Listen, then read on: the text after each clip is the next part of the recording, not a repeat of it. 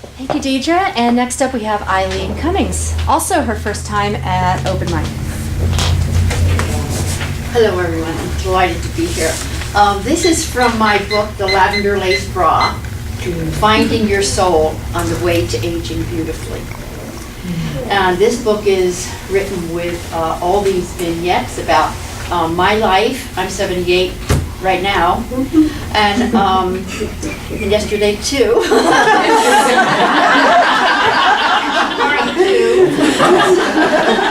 And then it's followed by a little piece that explains why that story has everything to do with aging beautifully.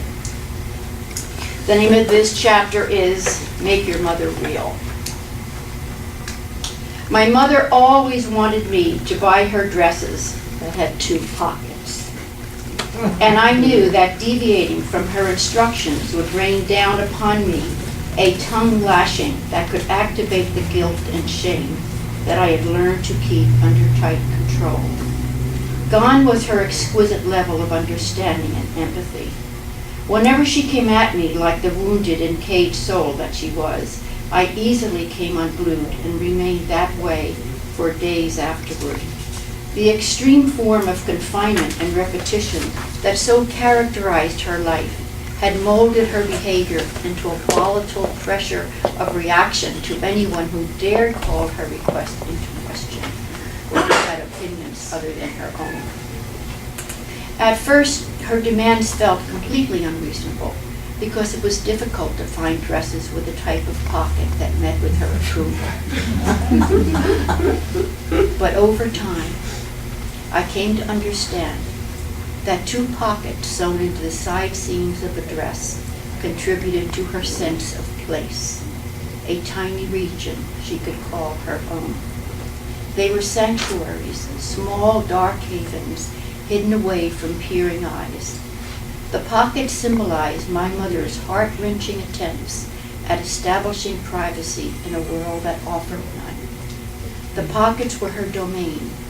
She could hide her cigarettes and cherry lifesavers and rubber bands inside them. The pockets were a fragile, humble grace that announced, "You are safe." You see, Ellen Gertrude was never alone, never experienced privacy. She seldom observed variety in terms of people, food, activities. Living all day under the glare of fluorescent lights, the pockets were a reminder that she had places into which no one could see. Places she was not obligated to share.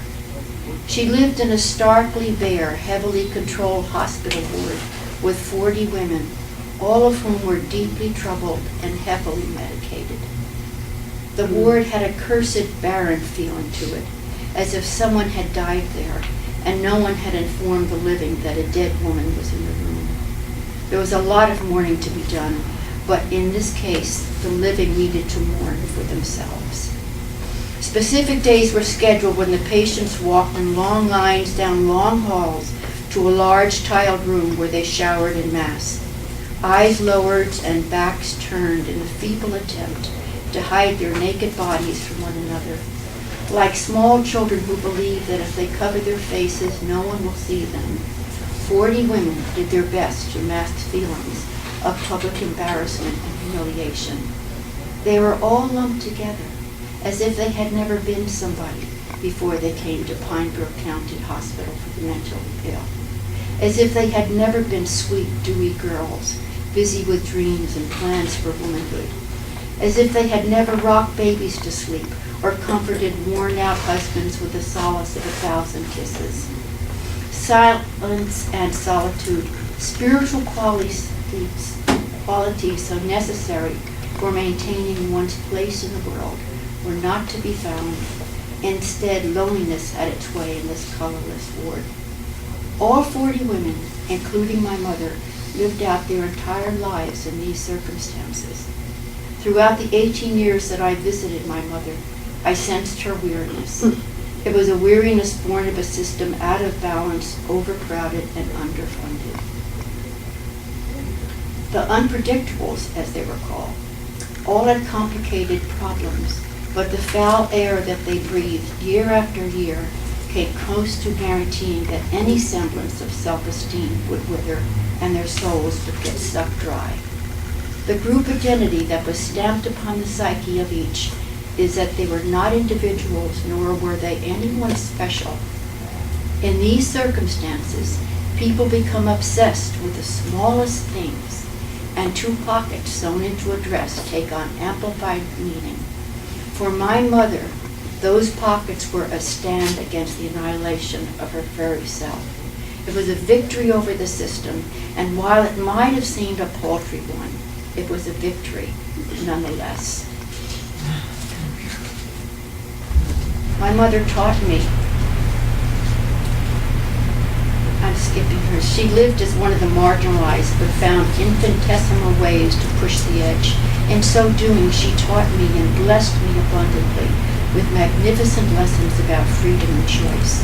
She spun gold by making simple things blindingly vivid, and I have benefited enormously every day of my life by these lessons. My mother was almost 65 the last time I saw her, on a Sunday in May 1975. In someone's care, she was allowed to leave the hospital for 4 hours. I had taken her for a drive, and when I bent down to kiss her at the end of the day, she had a very, very gray, solemn look on her face. The next morning, I received a call from the hospital, and the male voice on the other end said, "I regret to inform you that your mother died peacefully in her sleep at 4:30 this morning. Rude." Surrounded by 39 other women, all lying in their metal beds, my mother let go and went to her heavenly home.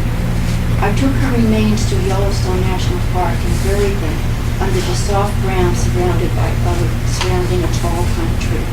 It was obvious that a small animal had recently settled under the tree because there were fresh droppings and the hollowed-out spot was still warm to the touch.